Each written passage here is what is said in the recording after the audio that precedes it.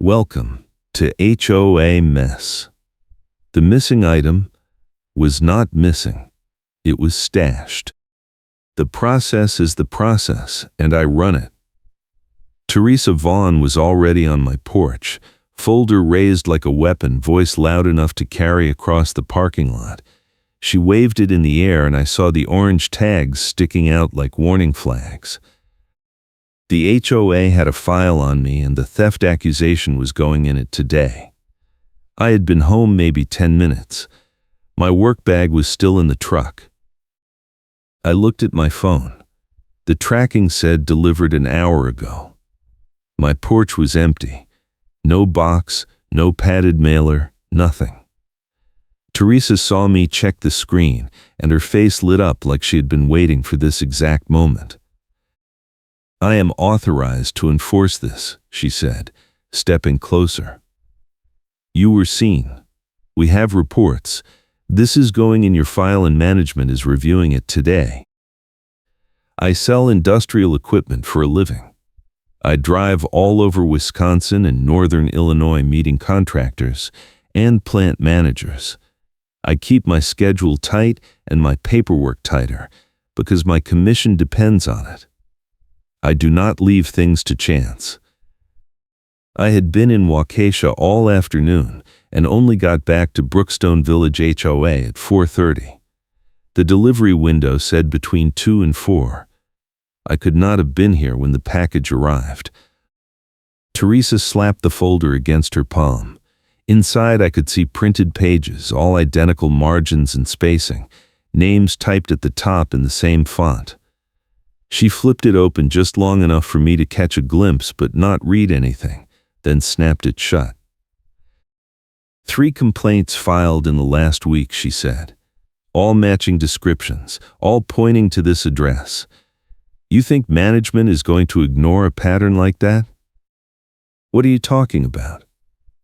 I said. I just got home. My delivery says it was dropped off, but there is nothing here. That is exactly what a thief would say, Teresa shot back. She pulled out a printed notice and held it up. I am the security vendor point of contact for this HOA. I coordinate with the tow company, the gate access system, and the camera vendor. When theft complaints come in, I handle the evidence review. I am authorized to decide what gets escalated. I stared at her. That was not how anything worked.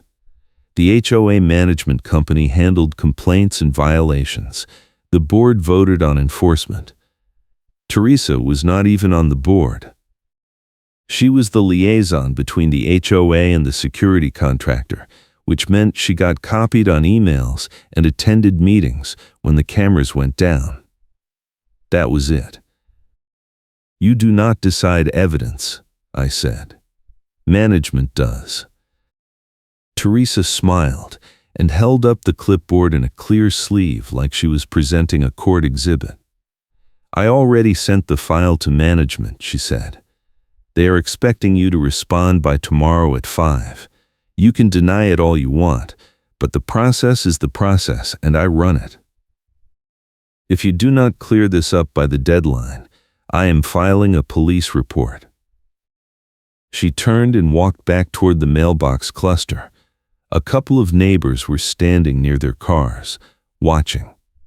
Teresa waved the folder at them as she passed and said something I could not hear. One of them looked at me and then looked away fast. My stomach dropped. I sell to people who run tight operations. Reputation is everything. If word got around that I was under investigation for theft, even an HOA investigation, it could kill deals. I keep my LinkedIn clean and my references spotless.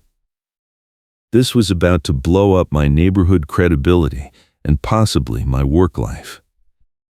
I went inside and pulled up the tracking again. Delivered to front porch at 2014 p.m. photo proof available. I clicked through and saw a picture of a box on a porch. The angle was wrong. That was not my porch. The railing was black. Mine is tan. I zoomed in. The house number on the siding was blurred in the photo, but the shape was wrong. 4 digits. My address is 3. I screenshot the image and texted my route log to myself. I had clocked into a site meeting in Waukesha at 1:50 p.m. and did not leave until 4:10 p.m. The customer could verify. I had email timestamps, a signed quote, and a photo of the equipment tag I took on site at 3:22 p.m. I was 40 minutes away when that box was supposedly delivered to my porch. My phone buzzed. It was a message from another resident, someone I barely knew. Just a heads up, people are talking. Teresa is saying you have been stealing from the mailbox cluster and opening packages in the parking lot. Thought you should know. I sat down and tried to think. The theft accusations were planted. The complaints were identical templates. Teresa was the one pushing the file to management. She was also the person with access to the security camera portal and the vendor contact list. If anyone could delete footage or create a fake evidence trail, it was her. I opened my email and searched for HOA notices. 2 weeks ago, Teresa had sent a mass email about missing items from cars in the guest parking area. She said the board was reviewing camera footage and would be taking action soon.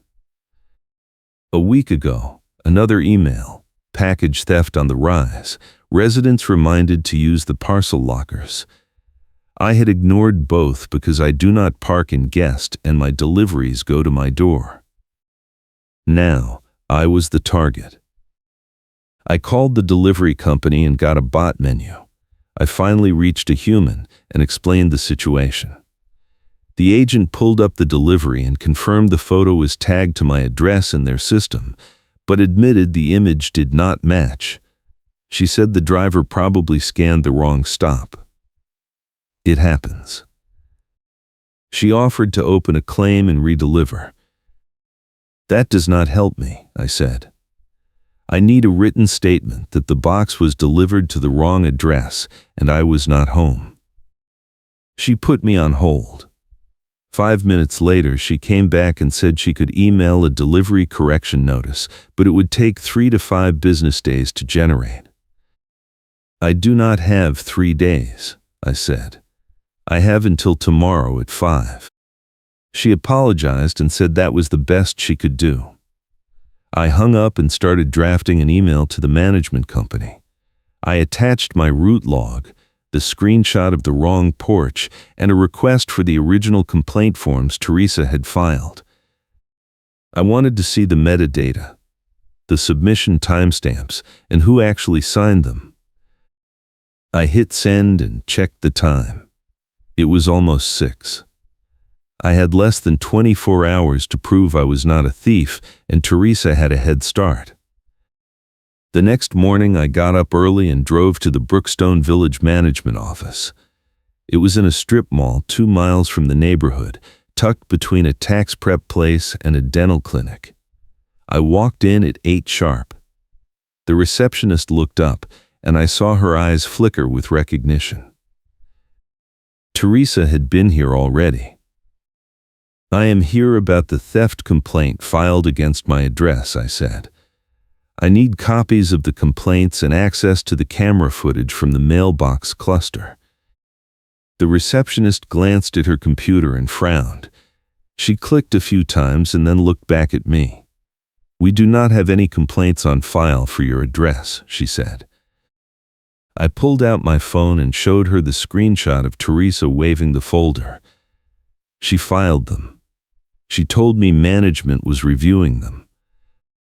The receptionist shook her head. If a complaint is filed, it shows up in our system immediately. I am not seeing anything under your name or address. Are you sure she submitted them? I felt my chest tighten. Teresa had lied. She had printed fake complaints, waved them around to make it look official, and never actually filed them with management. She was running a shadow enforcement process and using her vendor access to make it look legitimate. "Can you check the security camera portal?" I asked. "I need footage from yesterday afternoon between 2 and 4. The receptionist hesitated. "That is vendor access only," she said. "Teresa Vaughn is the point of contact for camera requests. You would need to go through her." I felt my jaw clench. Teresa controlled the footage. If there was anything that cleared me or implicated her, she could delete it before anyone else saw it. I was being boxed in. The door behind the desk opened, and a woman in a blazer came out.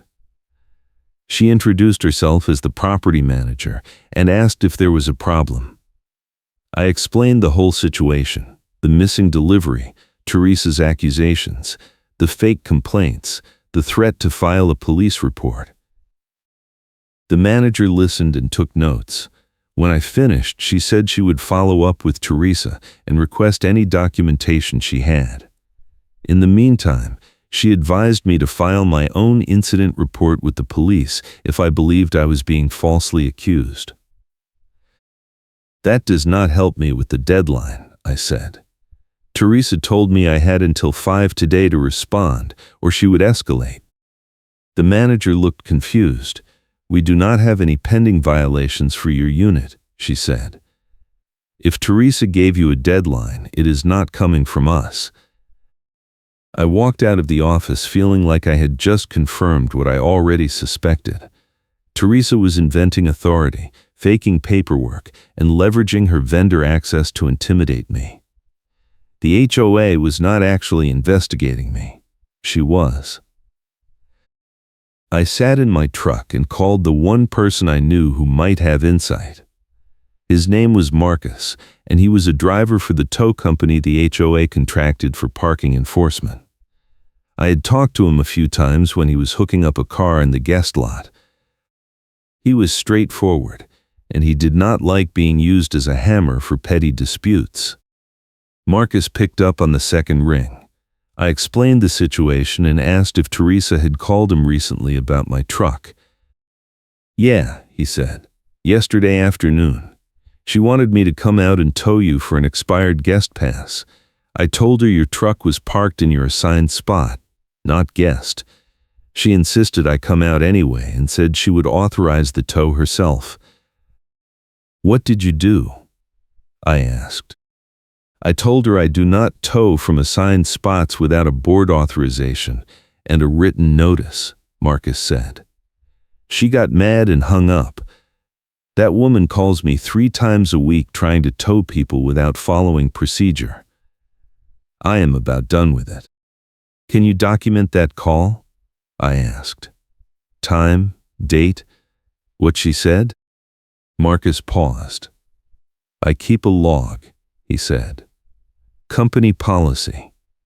If she files a complaint later saying I refused a legitimate tow, I need proof I followed protocol. I can pull the entry if you need it." "I need it," I said. "And I need it today."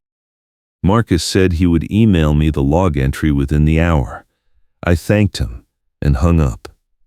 That was one piece of evidence. I needed more. I drove back to Brookstone Village and parked near the mailbox cluster. It was mid-morning, and the area was quiet. The cluster was a covered kiosk with about 40 boxes arranged in rows, a parcel locker bank on one side, and a trash can near the entrance. I walked over and looked around. The ground near the trash can was littered with torn mailer scraps and packing tape strips. I crouched down and picked up a piece. It was part of a padded envelope with a shipping label still attached. The address was ripped off, but I could see part of a name. It was not mine. I took a photo. I checked the parcel lockers. 2 were hanging open with the doors bent slightly like someone had forced them. I took another photo. Then I looked up. There was a camera mounted under the kiosk roof, angled toward the boxes. I walked around to see the coverage. It would catch anyone opening the boxes or messing with the lockers.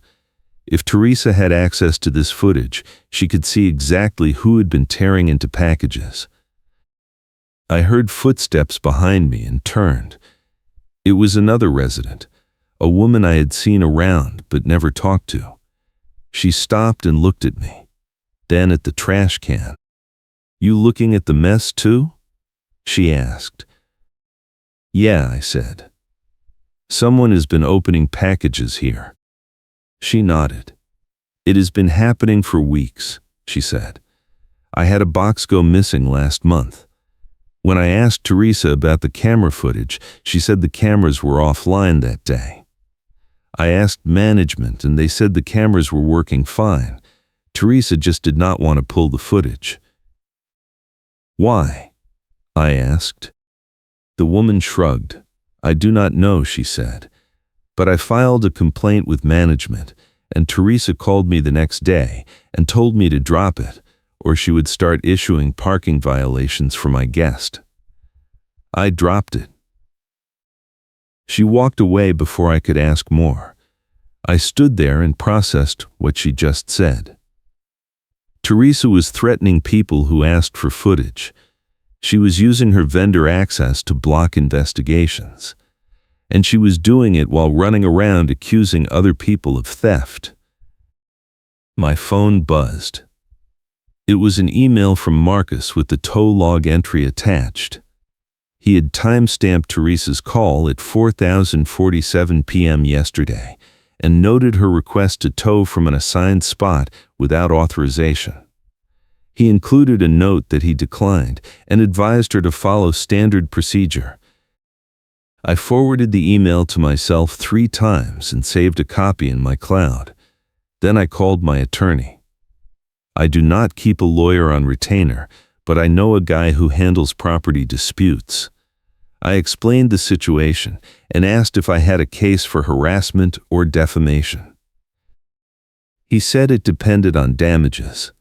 If Teresa filed a police report or caused me to lose income, I might have something. If she was just waving papers and yelling, it was harder to prove. He advised me to document everything, get witness statements, and file a formal complaint with the HOA board and management company. If Teresa kept escalating, he said, we could talk about a restraining order. I thanked him and hung up. I had until 5 o'clock. Teresa said she would file a police report if I did not respond.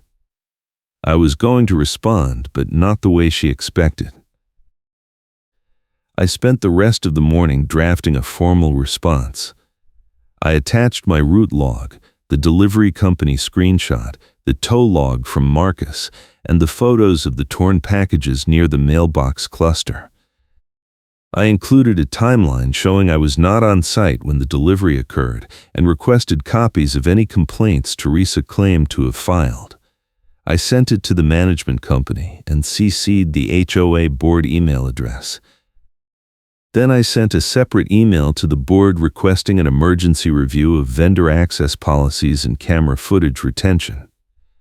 I did not name Teresa directly, but I made it clear that someone with access was blocking investigations and using their position to threaten residents. At noon, I got a reply from the property manager. She confirmed that no formal complaints had been filed against my address and that Teresa did not have authority to issue deadlines or file police reports on behalf of the HOA. She said the board would review my request at their next meeting and that I should consider filing a police report myself if I believed I was being harassed. I was reading the email when my phone rang. It was Teresa. "You think you are clever," she said. "You think sending a bunch of documents to management is going to change anything. I have 3 signed complaints and camera footage showing you near the mailbox cluster yesterday. I am authorized to enforce this, and I am filing the police report today."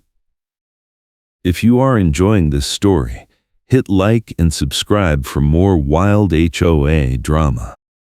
I kept my voice level. "You do not have any complaints filed with management," I said. I checked, and I was not near the mailbox cluster yesterday. I was in Waukesha. I have proof. Teresa laughed. You were seen, she said. Multiple witnesses. You can lie all you want, but the process is the process, and I run it. I can make this official with one phone call. Then make the call, I said. I will be waiting. She hung up. I sat there and felt my pulse hammering. Teresa was all in on the bluff. She was betting I would fold under pressure and that management would not push back. She did not know I had Marcus's log, the delivery correction, and photos of the real crime scene. My phone buzzed again. It was a text from a number I did not recognize. This is Jenna. I live in Building C. Teresa tried to pull the same thing on me 3 months ago. She accused me of stealing mail and threatened to file a police report. I had proof I was out of state. She dropped it when I got a lawyer involved. If you need a witness statement, I will write one. I texted back immediately and asked if she would be willing to document her experience. She said yes and asked where to send it. I gave her my email. Within 20 minutes, I had a 2-page statement from Jenna describing how Teresa had accused her of mail theft, demanded immediate payment for a replacement lock on the mailbox cluster, and threatened police involvement. Jenna included dates, email screenshots, and a note that Teresa had never filed any formal complaint with management. When Jenna hired an attorney and requested documentation, Teresa stopped responding, and the issue disappeared. I now had a pattern. Teresa was targeting residents, faking complaints, threatening enforcement, and then backing off when people pushed back with evidence. She was using her vendor access to intimidate and her position as liaison to sound official. It was a con. I called Marcus again. I need a bigger favor, I said. Can you get me in touch with your dispatcher? I want to know if Teresa has been calling in fake tow requests on other residents. Marcus hesitated. That is company info, he said. I could get in trouble. I know, I said. But if she is abusing the contract, your company should know. And if she is filing false reports, you are the ones on the hook if something goes sideways. Marcus was quiet for a few seconds. Then he said he would talk to his supervisor. No promises. I thanked him and hung up. It was 2 p.m. I had 3 hours until Teresa's fake deadline. I decided to go to the mailbox cluster and wait. If Teresa was going to show up and try to escalate, I wanted witnesses. I parked nearby and sat in my truck with the windows cracked. At 3:15, a car pulled up, and Teresa got out. She was carrying the same folder and the clipboard in the clear sleeve. She walked straight to the kiosk and started taking pictures of the parcel lockers with her phone. I got out of my truck and walked over. Teresa saw me coming and smiled. Right on time, she said. I was just documenting the damage you caused. The board is going to love this. I did not touch those lockers, I said. Teresa held up her phone. I have photos of you standing here this morning, she said. A neighbor sent them to me. You were caught on camera tampering with HOA property. I pulled out my own phone and opened the photos I took earlier. These photos? I said, holding up the screen. The ones showing torn packages and forced lockers? I took those this morning. I was documenting evidence. You were not even here. Teresa's smile faltered for a second, then snapped back. It does not matter, she said. I am authorized to enforce this.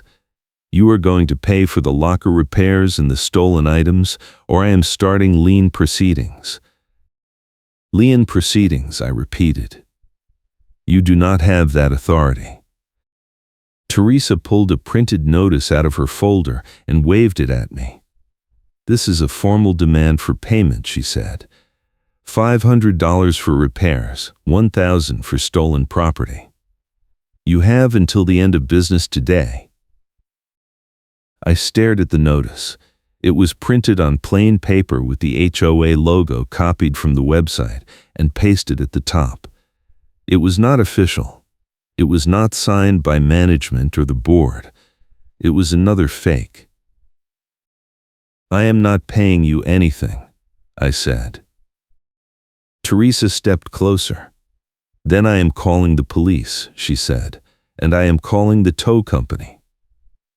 Your truck will be gone by tonight. I held up my phone. Go ahead, I said. I have Marcus on speed dial. He already told me you tried to tow me yesterday without authorization. You want to try again? I will make sure he files a complaint with the board. Teresa's face went red. You do not know who you are messing with, she said. I run the security for this HOA. I decide what gets investigated and what does not. You think management cares? They rubber stamp everything I send them. A car door slammed behind us and I turned. It was Jenna, the resident who sent me the statement. She walked over and stood next to me. Is she threatening you too? Jenna asked. Teresa's face twisted. This is a private matter, she said. No, it is not, Jenna said. You pulled the same thing on me. I have emails. You accused me of stealing and demanded money. Then you dropped it the second I got a lawyer. Teresa grabbed her folder and stepped back. You do not know what you are talking about, she said. Jenna pulled out her phone and started recording. Say that again, she said. Tell me I do not know what I am talking about. Teresa turned and walked fast toward her car. I followed and called after her. You said you were filing a police report today, I said. I am waiting. She got in her car and drove off without answering. Jenna stopped recording and looked at me. She is going to come back harder, Jenna said. You need to get ahead of this. I know, I said. I am working on it. Jenna forwarded me her recording and said she would send a copy to the board. I thanked her and walked back to my truck. My phone buzzed. It was an email from Marcus's supervisor at the tow company. The subject line said, Inquiry re, unauthorized tow requests. I opened it. The supervisor confirmed that Teresa had called the company 6 times in the past 2 months, requesting tows for vehicles parked in assigned spots, expired passes that were not expired, and other violations that did not meet contract terms. The company had declined all 6 requests and noted them in the log. The supervisor said they were reviewing the HOA contract and considering whether to continue service if the liaison kept submitting false requests.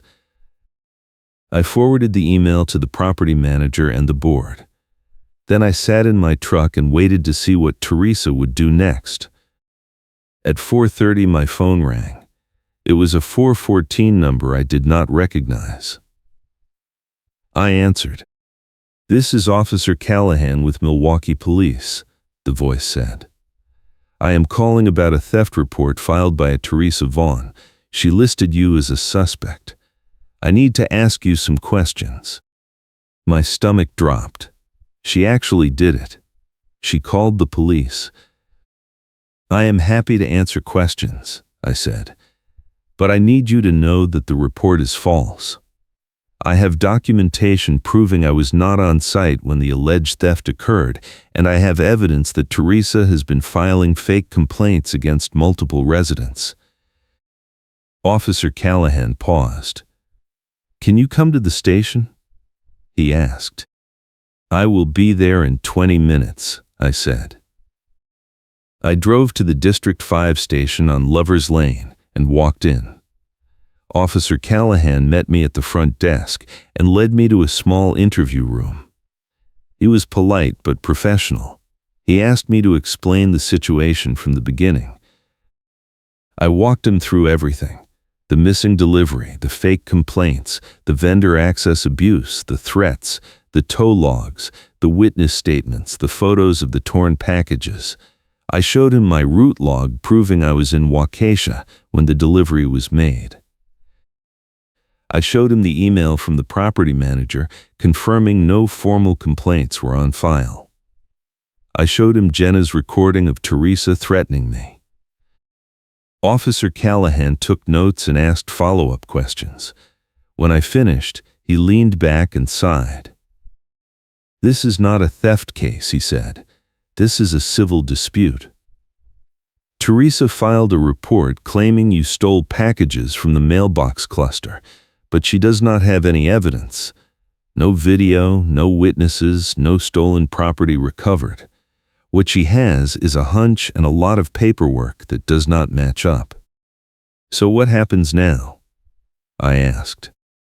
"I am going to close the report as unfounded," Officer Callahan said. "I will note that you provided an alibi and documentation. If Teresa wants to pursue this, she needs to file a civil claim.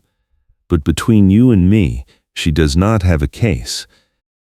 Can you document that she filed a false report?" I asked. Officer Callahan shook his head. "False report requires intent to deceive law enforcement," he said. "She genuinely believes you are guilty, even if she is wrong. It is a bad report, not a criminal one. If she keeps harassing you, you can file for a restraining order, but that is a separate process." I thanked him and left. It was 5:30. Teresa's fake deadline had passed. I drove back to Brookstone Village and parked in my spot. My phone buzzed. It was an email from the property manager with the board said. The email said the board had reviewed my complaint and the supporting documentation. They were suspending Teresa's vendor liaison role pending an investigation. They were requesting all camera footage from the past 60 days and conducting an audit of access logs. They were also notifying the security vendor that Teresa no longer had authorization to request footage or make enforcement decisions. I read the email twice. It was not a win yet, but it was a crack. The next morning I got a call from the security vendor, a guy named Dave who managed the camera system for the HOA. He said the board had requested a full audit, and he needed to walk me through what he found. I met him at the management office. Dave had a laptop open with a spreadsheet showing every login to the camera portal for the past 2 months. He pointed to a column of entries. "These are all Teresa," he said. "She logged in 43 times. Most of the logins were during the day when she should have been at work. She pulled footage, but she did not save or export anything through the system. That means she either watched it live or she recorded it on her phone." "Can you tell what footage she pulled?" I asked. Dave scrolled through the log. "Mailbox cluster, guest parking, front gate, pool area," she said. "Mostly mailbox cluster. She pulled the same camera view 11 times in 2 weeks. What about the day my delivery went missing?" I asked. Dave clicked through and pulled up a timestamp. "She logged in at 2047 p.m. that day," he said. "She watched the mailbox cluster feed from 100 p.m. to 300 p.m. Then she logged out. No export, no clip saved. So she saw what happened." I said. Dave nodded. "If something happened on camera between 1 and 3, she saw it," he said. "But she did not document it. She just watched." "Can you pull the footage now?" I asked.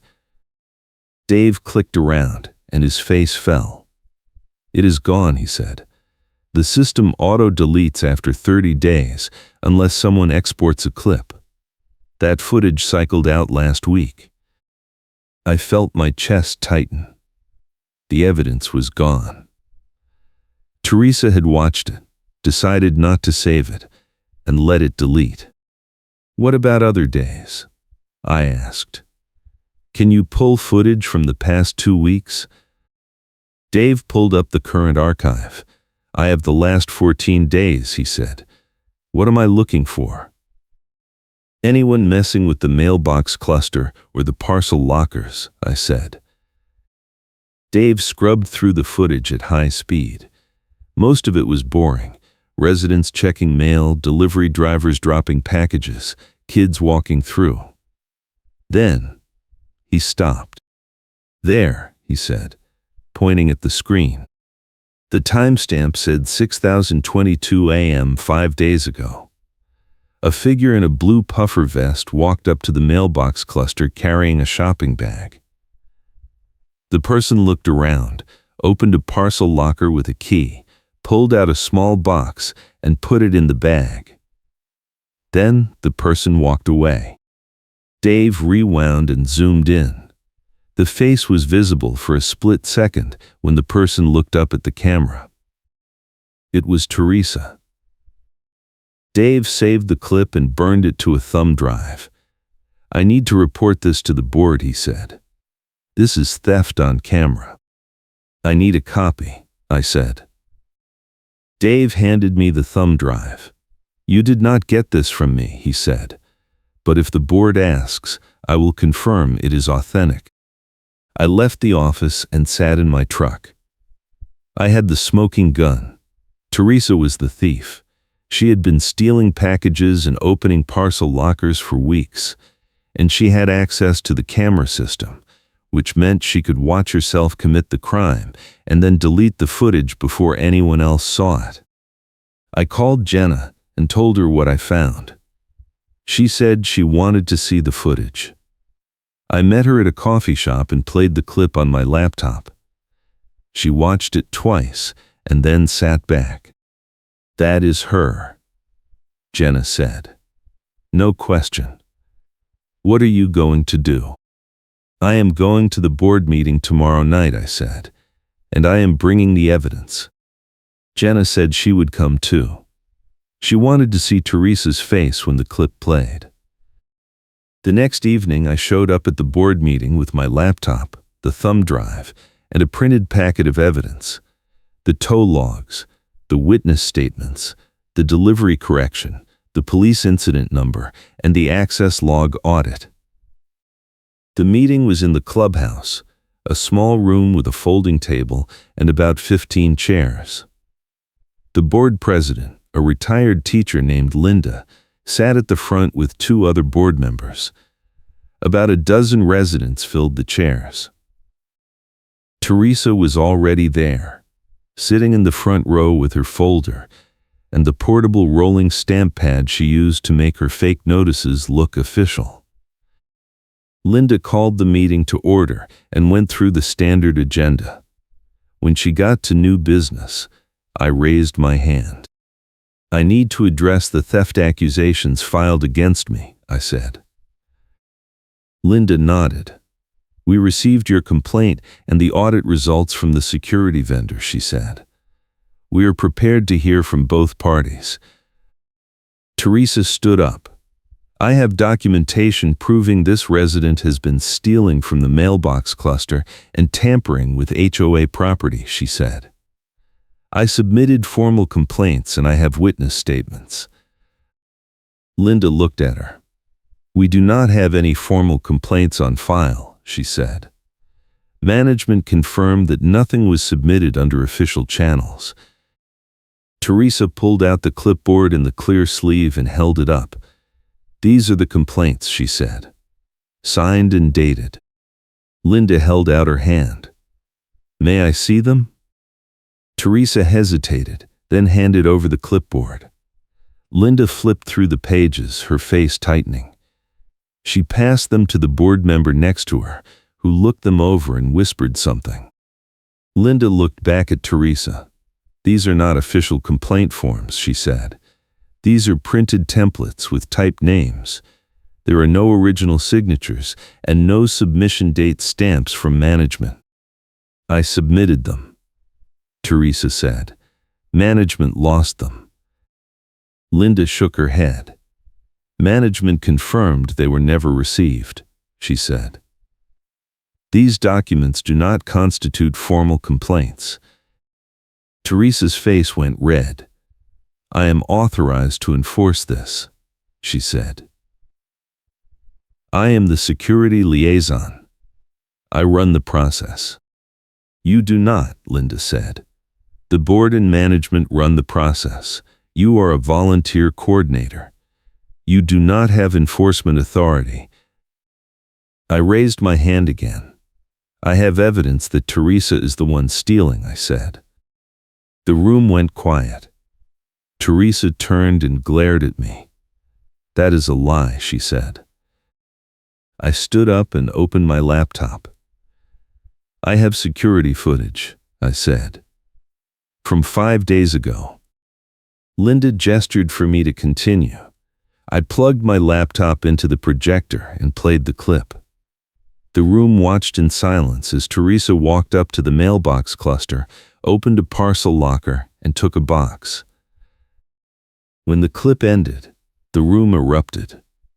Residents started talking all at once. Someone shouted that they had a package go missing that same week. Someone else said they saw Teresa near the lockers late at night. Teresa stood frozen, her face pale. I never touched that box, she said. That is not me. Jenna stood up. That is you, she said. I recognized the vest. You were wearing it yesterday when you threatened this man at the mailbox cluster. Another resident stood up. I was targeted by Teresa 3 months ago, he said. She accused me of stealing and demanded payment. When I asked for proof, she dropped it. This is a pattern.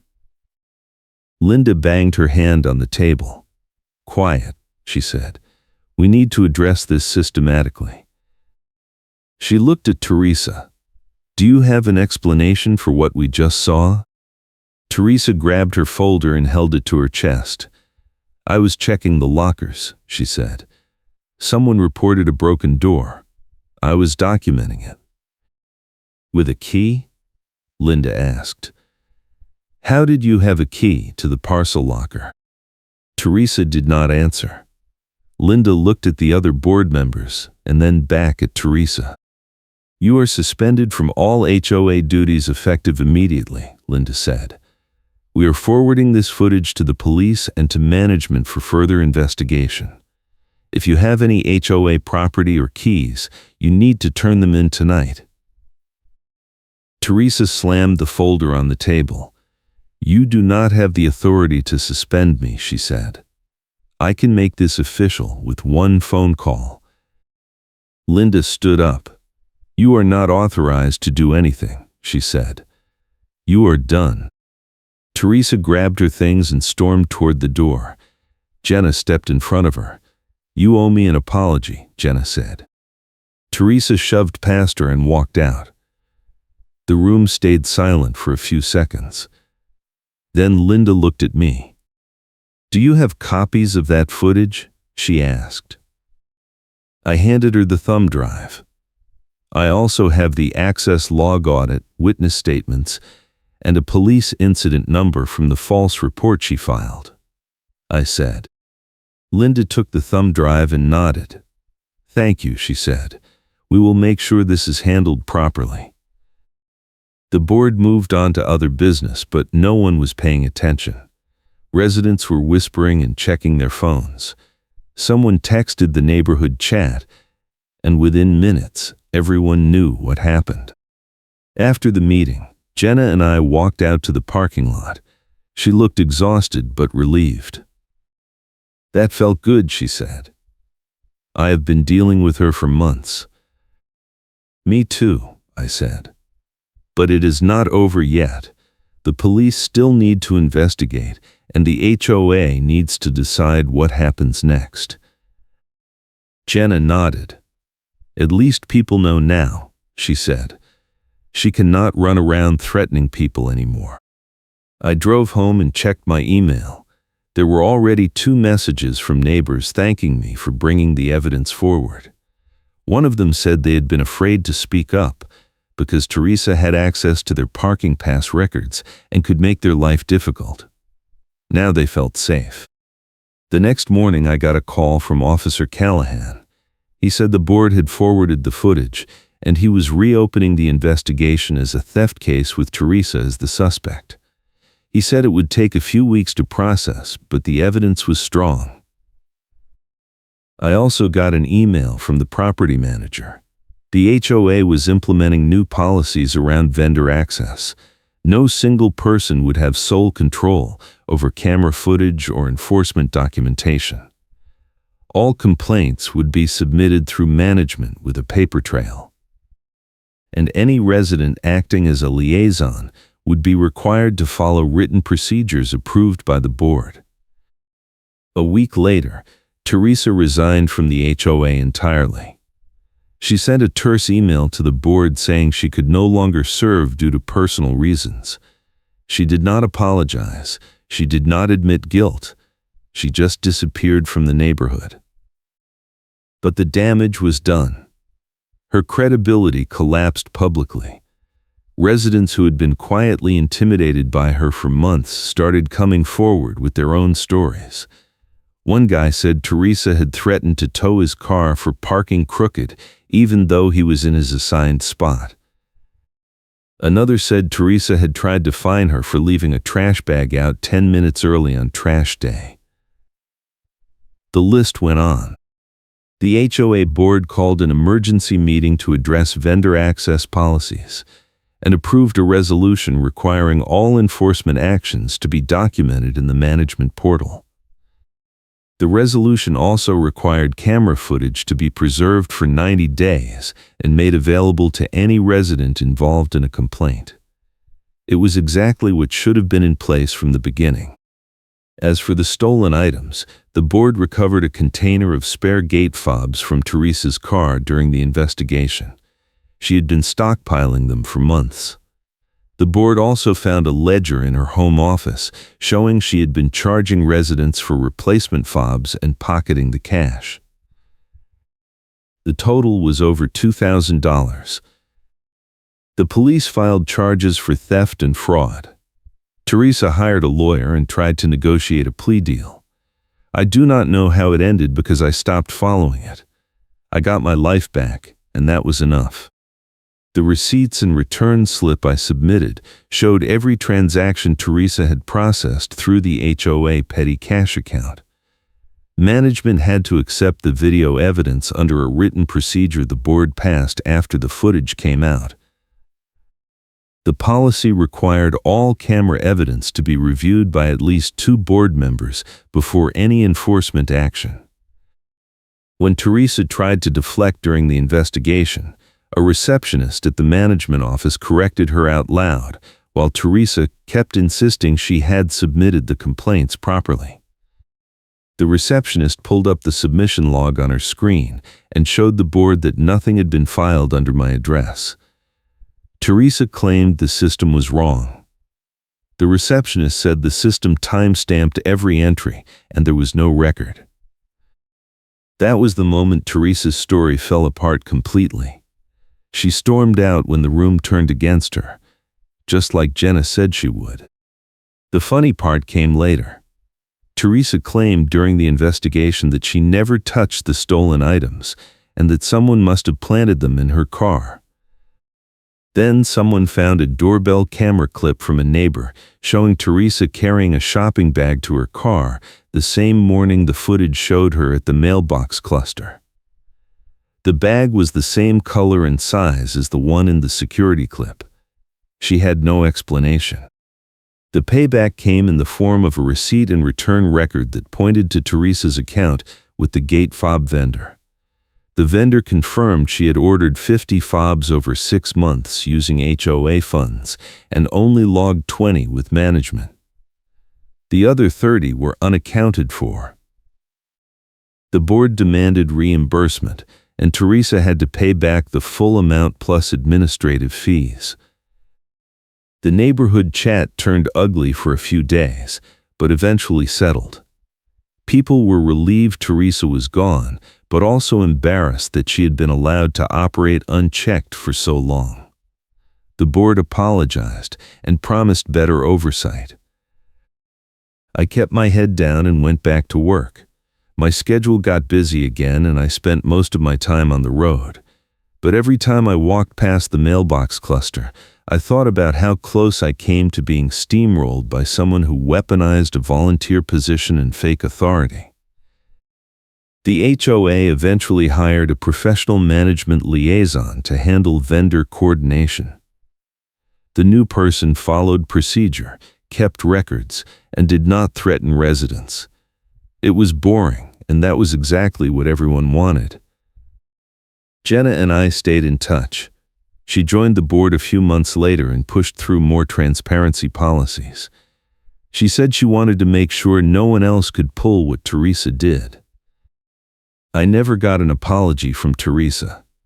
I did not expect one. People like that do not apologize. They just move on and find a new place to cause trouble. But I got something better. I got my reputation back. I got proof that standing your ground and keeping receipts works. And I got a neighborhood that finally understood the difference between enforcement and intimidation.